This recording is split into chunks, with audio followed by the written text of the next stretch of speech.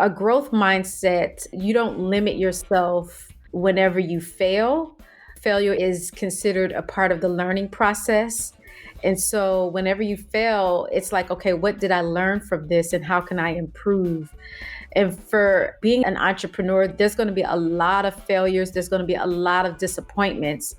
And not everyone is able to really handle that. And so persons that have a growth mindset, they can definitely achieve in being an entrepreneur. Hi, everybody.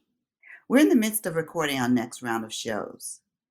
But in lieu of going radio silent for a few weeks, I thought it would be much better to rebroadcast some of our favorite shows. There's a good chance you haven't heard this one before, but if you have, maybe you will learn something new. Hi, everybody. On this episode, we're bringing you another remix, and I couldn't be more pleased to revisit my chat with Eunice Cofie-Obeng. She is the founder and chief cosmetic chemist of Nuekie, a skincare line focused on skin of color. There's been a lot of discussion on whether those of us with melanated skin need lines focused in on our needs. And she's not only focused on finding solutions for our specific needs, but also equipping estheticians to serve us properly. Because when you have skin of color, going to the wrong esthetician can set you back. Since last we spoke, Eunice was chosen to be a Glossier grantee for the 2021 Glossier Grant Program. If you stay tuned to the end of the episode, I'm not only bringing you a remix, but also some new content. I asked Eunice to dial in and give us 5 tips for finding an esthetician who knows how to work with skin of color. So don't forget to stay tuned to the end. Let's get started with this episode.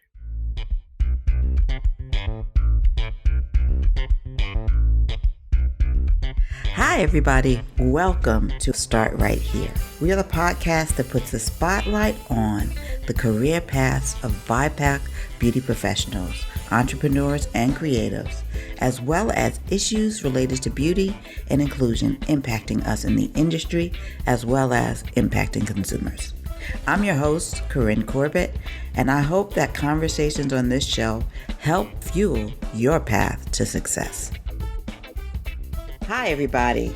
I'm pleased to welcome Eunice Cofie-Obeng, who is the founder and chief cosmetic chemist of Nuekie. She's got a story about resilience, which I love. And she's going to take us through her journey as a cosmetic chemist, as an entrepreneur and founder, and an advocate for skincare for us, for people of color, for BIPOC people. Tell us about the importance of that as well. Welcome, Eunice.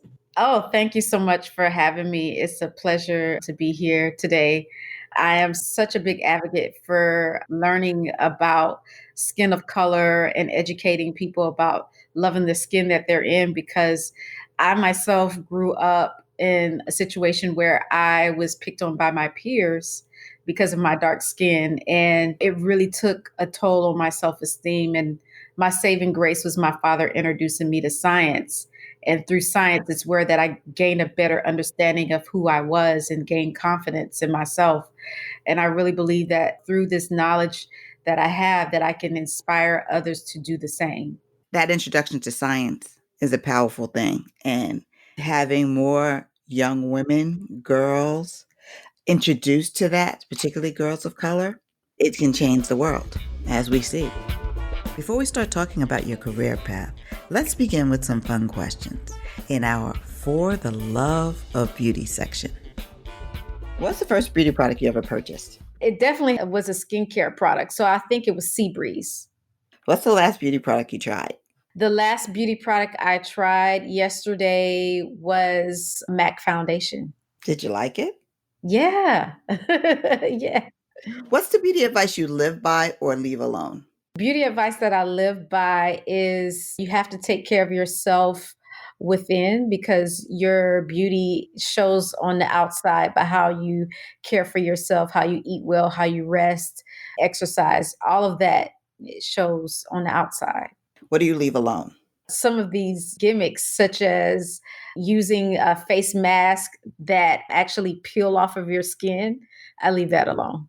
So, in the question, peel or mask? Ooh, that's a great question. I will say mask, the wash off mask.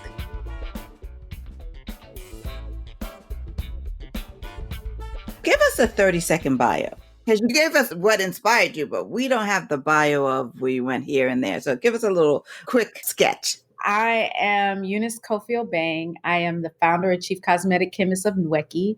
Nuekie is an innovative skincare company for people of color.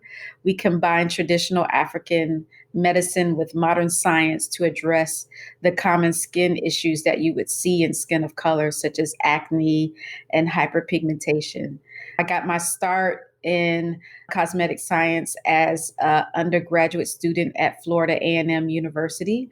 And it was through a chance meeting through a professor who taught us how to make hair relaxers and lotions. And from there, I worked with him. And that's where I discovered that there was a strong need for products for us.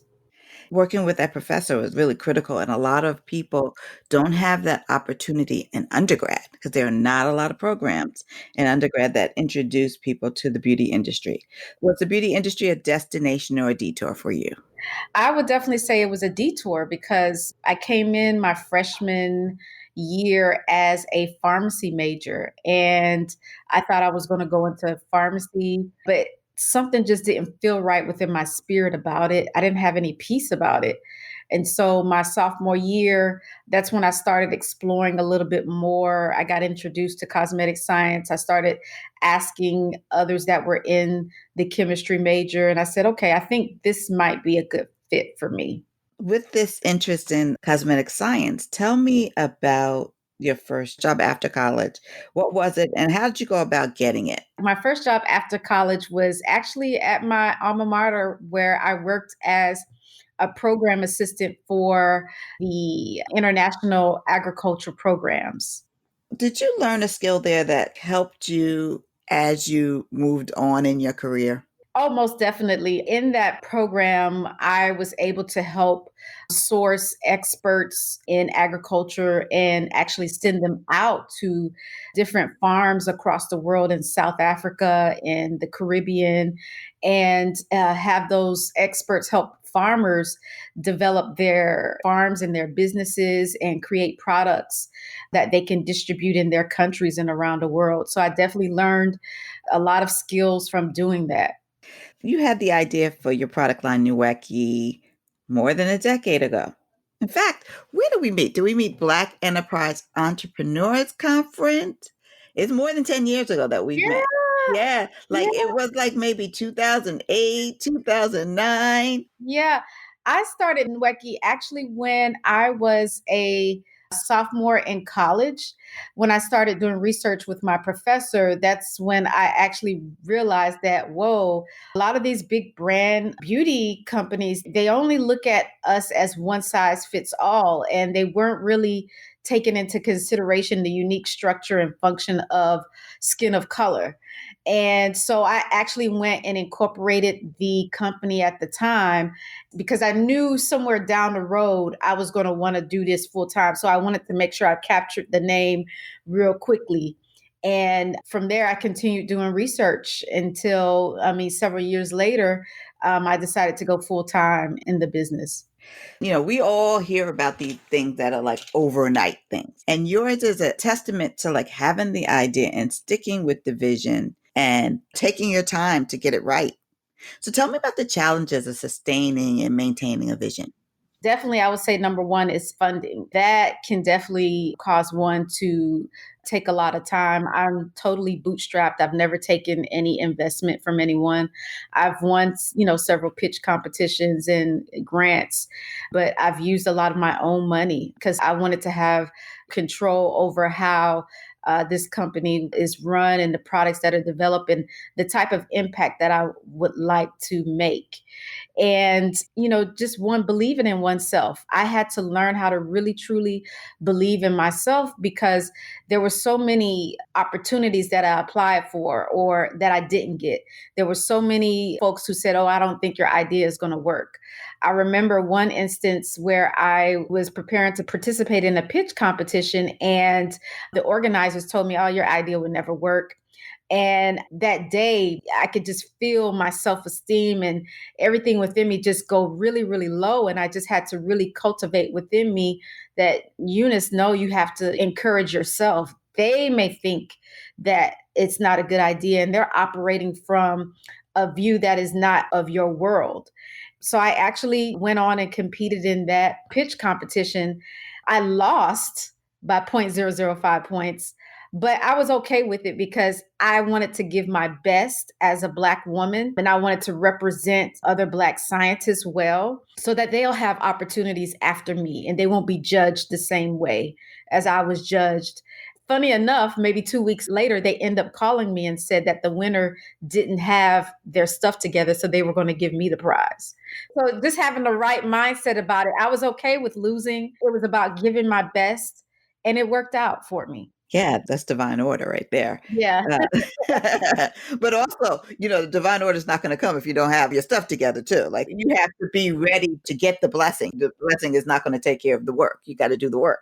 You worked in some other companies, Skincare Art and Science and Ethnic Derm Media. Why is it important to keep working in beauty for you, especially skincare and beauty as you built your own line? I saw that the education piece was very, very important, and it was very lacking for the consumer as well as physicians and other healthcare workers and public health workers. So, with Skincare Art and Science, I joined forces with a dermatologist where we provided education to other physicians, internists who are the first line, they're the front lines in working with patients to be able to detect skin cancer in skin of color. And it was such a rewarding opportunity to do that because this is something that had never really been done. With Ethnic Derm Media, I decided to create that company again. Education I thought was needed, but it was more consumer facing. And this one, I actually joined forces with the Florida Department of Health. They gave me some grant funding, and I created a whole campaign around skin cancer awareness in people of color called I Am Not Excluded. So that was a great opportunity because we had events where we were able to do in-person education. And then we also had a website platform and then educational materials, something that's never been done in public health with the focus in on skin health for people of color. I love the fact that these opportunities and these collaborations that you've done all build upon a common theme, like that you're really dedicated to skin of color and making sure that both the professionals and the consumers know what they should be looking for in terms of skin cancer and what their skin can and can't do. And for the professionals to understand the differences, the subtleties, the things that they should be looking for in our skin. I just think it's fascinating that you did that. Thank you. When you started Nuekie, I mean, there were brands that were dedicated to skin of color, but not many. Yeah. What are your thoughts about how the market and the product offerings are changing? I think it's definitely taken a shift. At first, it was more so saturated on hair care. And I think more and more women of color, men of color started to become more aware of their skin issues, and we're trying to figure out how to solve them. And then also, I think the burden of not having access to a dermatologist or having to wait 3, 4, 5 months to see a dermatologist concerning their skin, or even when they do get to the dermatologist, many dermatologists don't really understand our skin. So I think it created a frustration amongst many people of color. And so many folks started to think, wait a minute, there really isn't any great skincare out there for skin of color. So I think it's starting to create an industry where more and more of us are creating brands targeting us. How important or unimportant do you think it is? Meaning, those of us with BIPOC backgrounds to be the experts on what our skin needs. Like, should it be us? I have my own opinion, but I want to ask you. Almost definitely, because studies have shown that we are more open to taking advice from someone that looks like us. That's with your physicians, that's with your estheticians. And so we understand who we are. We know the skin that we're in. We understand the skin health determinants, the cultural determinants, the structural and functional determinants. All of these different areas, we understand it because it's our lived experience. And so it's so much easier to educate or develop products when you have lived the experience and understand what our needs are. So, yeah, I definitely think we should be the ones at the forefront educating and creating products and services for us. Yeah, I could not agree more. Let's talk about Nuekie for a minute. What was the first product you developed? The first product I developed was the moisture therapy cream. And I developed that product because I have really dry skin on my body. And I needed something that would last me throughout the day. And I also, heard rumblings from different consumers that they were experiencing the same thing. So at the time, no one was really creating a product that had hyaluronic acid or sodium lactate or marula oil or baobab oil for skin of color. And so I really thought that this was something that was really needed. So I created it.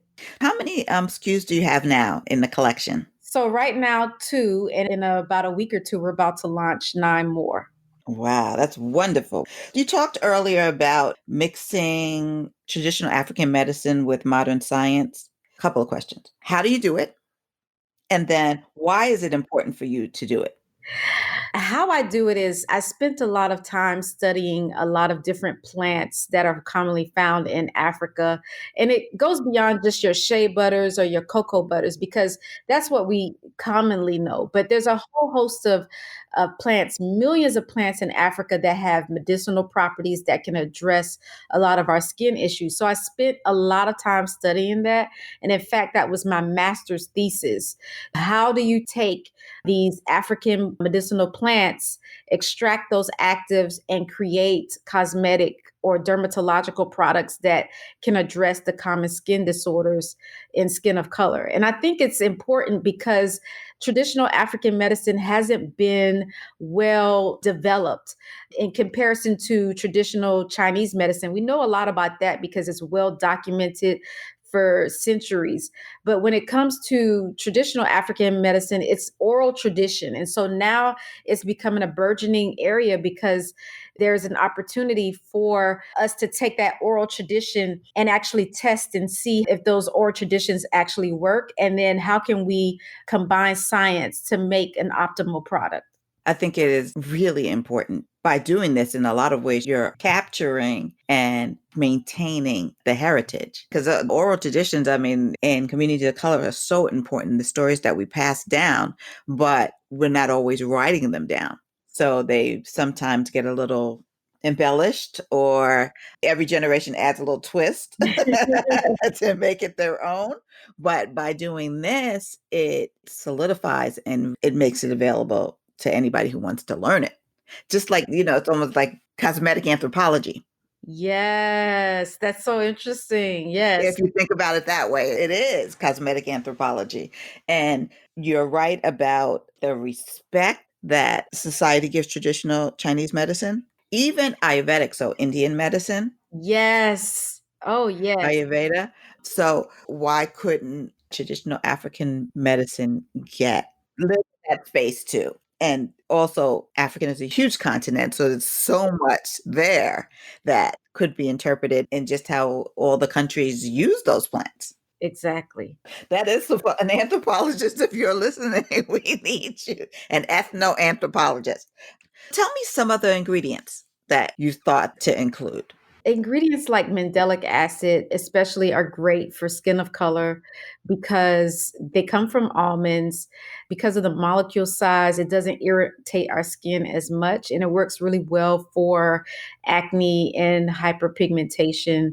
There are other plants like marula oil that has great moisturizing properties, and the same for baobab oil. It's called the tree of life, and it has a lot of vitamin and other properties in it that help to retain moisture in our skin.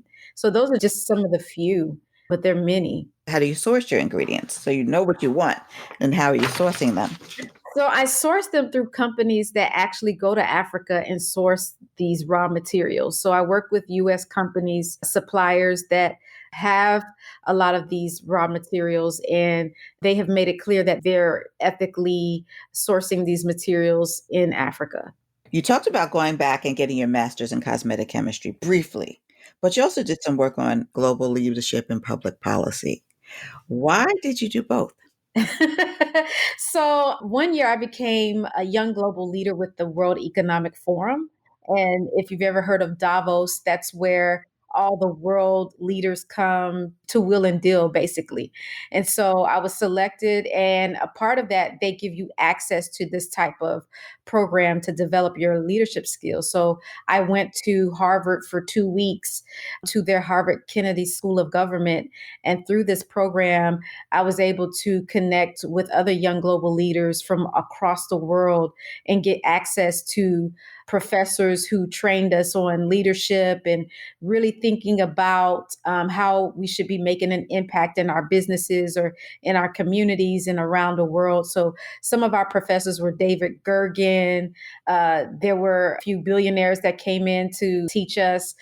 We had the expert on North Korea or consultant to Barack Obama who came in, and, at the time, North Korea and America had a bit of they had some issues going on. So he came in to talk to us about that. So it was an amazing experience and allowed me to realize that I have a lot of learning to do.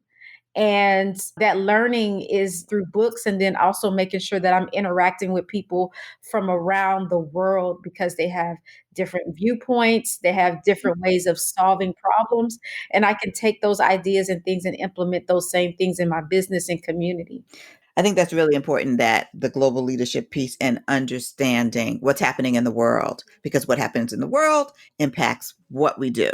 So that does make a lot of sense in terms of the big picture. So your master's in cosmetic chemistry, what made you go back and further your education on cosmetic chemistry? Oh, I wanted to do that so I can get a deeper understanding. I have been mentored by my professor, but he can only take me so far. So I wanted to get more education from the University of Cincinnati's Winkle College of Pharmacy, because that program had been there for years, and a lot of the professors have actually worked in industry. So I wanted to get more of that industry experience and knowledge.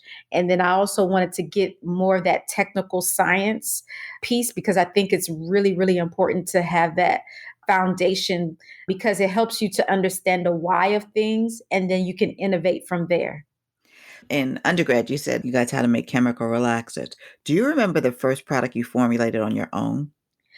Ooh, so the first product I formulated on my own, I believe it was a moisturizer. I remember it was a moisturizer, and I remember that day because I had the heat on the beaker very high, and it blew up. And my professor walked by. He looked at me and kept going. He saw the mess that I made, and he was probably thinking, okay, she's got to learn at some point. Obviously, you did learn. Yeah. But I love that, because we really got to tell the truth about the stuff, because learning is not easy always. And there are instances where we make a mess on our way to greatness. Yes. You mentioned how important education is and educating other professionals.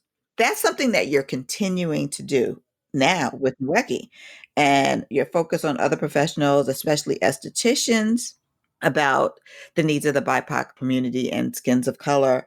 Why was it important to continue that?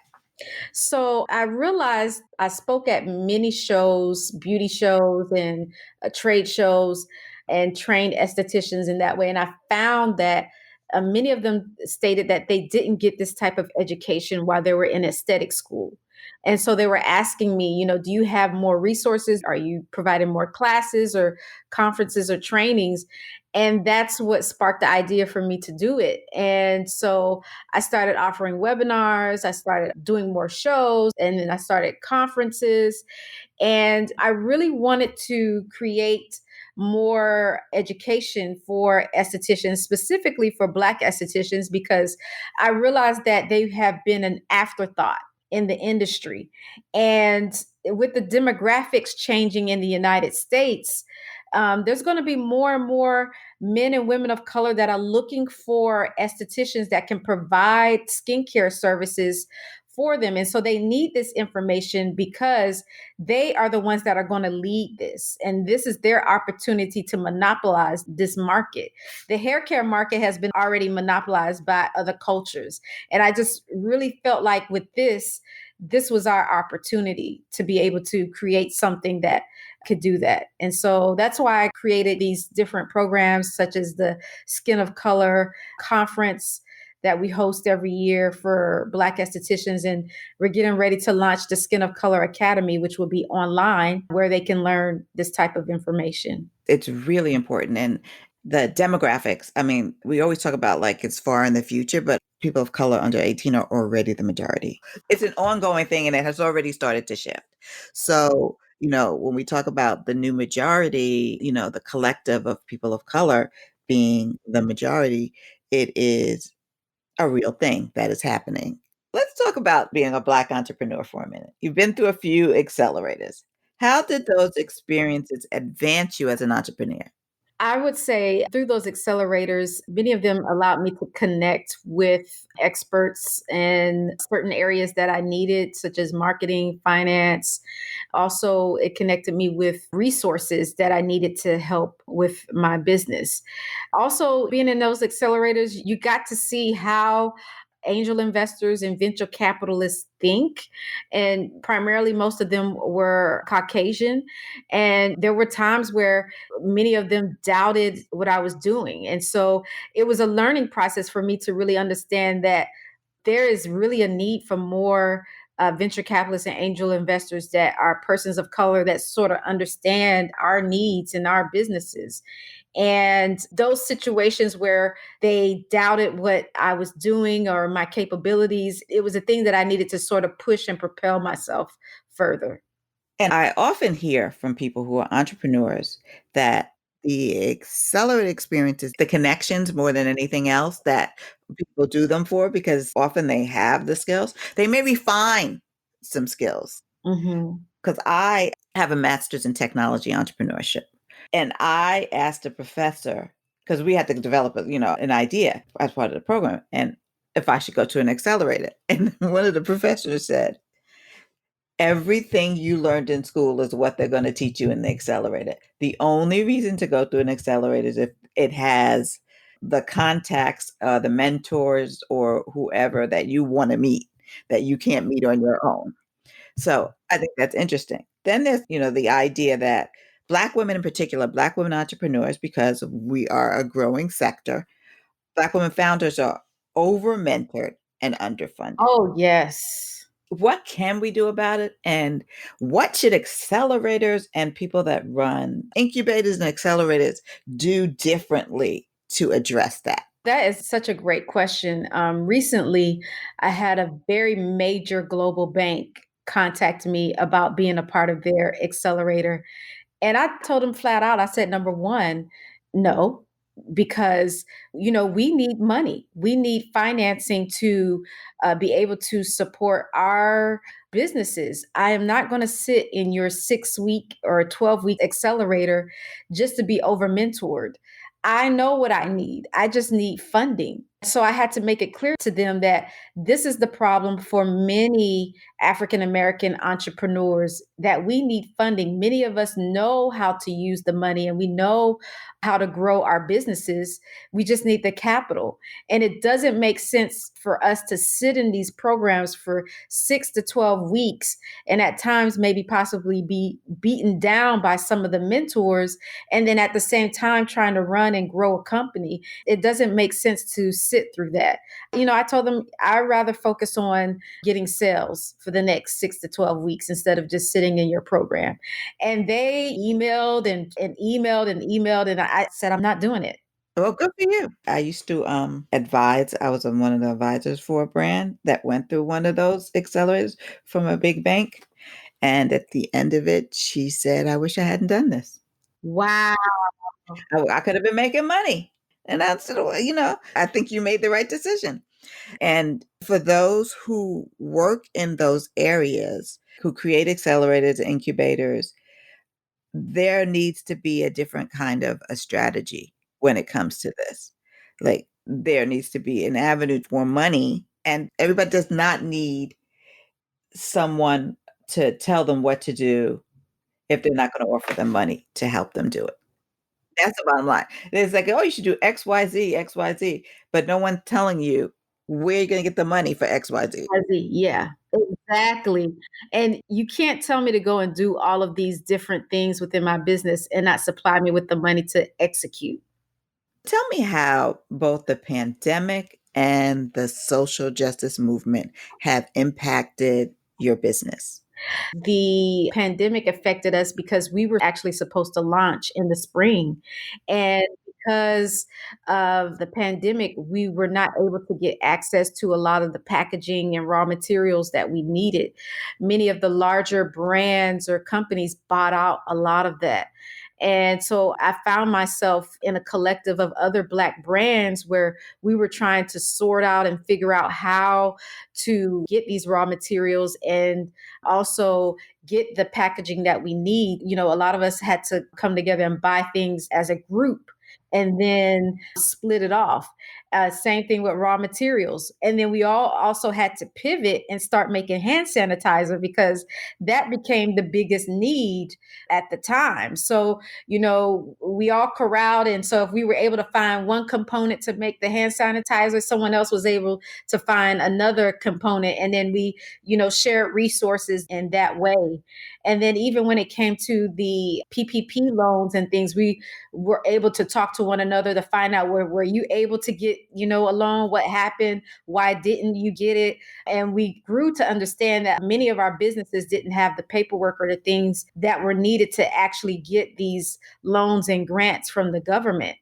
I will say also with the Black Lives Matter movement, it brought more awareness of the company and the brand because now all these lists started popping up in these major magazines of Black owned skincare, hair care, cosmetic brands. But again, just because you're getting publicity, it doesn't always equate into dollars.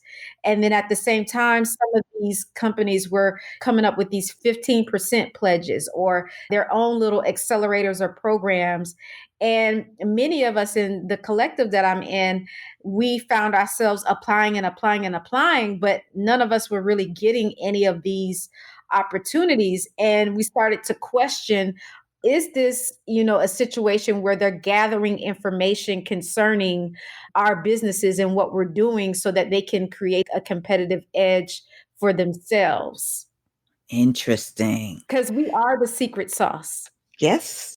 So if they don't have you in front, you can tell them stuff, but they would never be able to replicate what Black founders do. I love this idea that Black founders have pooled resources and shared information because we often hear things like, we don't uplift each other. We don't help one another. So this is an example that just is counter to that, that you and others in your collective have shared information, have pooled resources and shared ideas so that all of your businesses can grow. Exactly. Exactly. I mean, we leaned on each other for not just, you know, helping to get resources, but for emotional support. That's powerful. And I applaud that as a wonderful thing. And I hope that it is something that you guys continue to do as the economy, whenever the economy recovers, because it's still going to be a long haul. Yeah. What is the unsung skill you need to be an entrepreneur? I would say having a growth mindset. Tell me more about that. What does that look like? A growth mindset, you don't limit yourself whenever you fail. Failure is considered a part of the learning process. And so whenever you fail, it's like, okay, what did I learn from this and how can I improve? And for being an entrepreneur, there's going to be a lot of failures. There's going to be a lot of disappointments.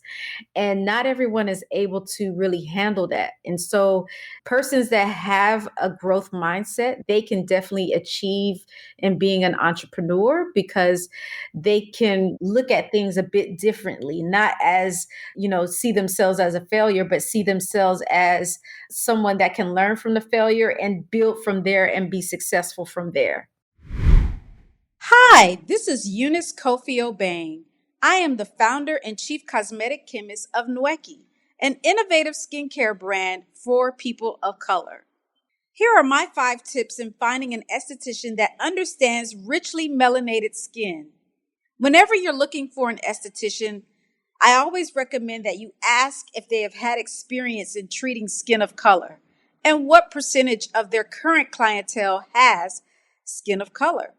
What is their philosophy on treating skin of color? Because you always want to know whether they have a roadmap on how to care for the skin that you're in. Another thing to ask is if they carry retail products that are formulated to treat skin of color. Because after you receive your fantastic skincare service, you want to make sure that you can maintain your skin at home with great skincare products. I always recommend that you ask a friend or a colleague if they have any referrals for a great esthetician. And last but not least, I recommend that you contact organizations like the Black Esthetician and Skin Therapists Association to gain access to a directory of Black estheticians in your area. Thank you and have a wonderful day. Who was your Black or brown beauty icon when you were growing up? And then who deserves that status now? Whitney Houston. I love Whitney Houston growing up. I thought she was just an amazing singer and just a beautiful woman. I would say who deserves that now is my mother. Why? Why your mom now? She's such a beautiful person in and out. And she really sacrificed a lot for my brother and I and my father to be able to achieve our dreams. And I look at some of her old photos of herself, and I know she had her own dreams and what she wanted to become, but she really wanted to invest in me in becoming the woman that I am today. So I owe it to her. That's powerful. If someone wanted to follow in your footsteps, what advice would you give them? I would give them the advice to be super focused, don't get distracted, and be open to having some delays. Delay is not denial. Some things take time to actually develop and come into fruition. And don't fall into the get rich quick type of schemes or antics. But anything worth growing and developing, it takes time. Thank you so much, Eunice. This has been such a great conversation. I'm really excited to see the new product line. So when is that happening again? So that's going to happen in 2 weeks, January 8th. Okay, that's really soon. And that's very exciting. January 8th, 2021. And how do people find Nuekie products? So they can go to www.nuekie.com, nuekie.com, and they can find us there on our website. And then we're also on Instagram, Twitter, and Facebook. Under Nuekie, right? Yes. Okay, great. Well, thanks again for joining me today. And I am looking forward to seeing how Nuekie impacts the culture. Thank you so much. I'm excited as well. That's our show for today. If you have questions about where to start in your beauty career, drop us a line at hello@beautybizcamp.com. Remember, there are many roads to success, but each of them requires you to start. So take that step forward today. See you next time.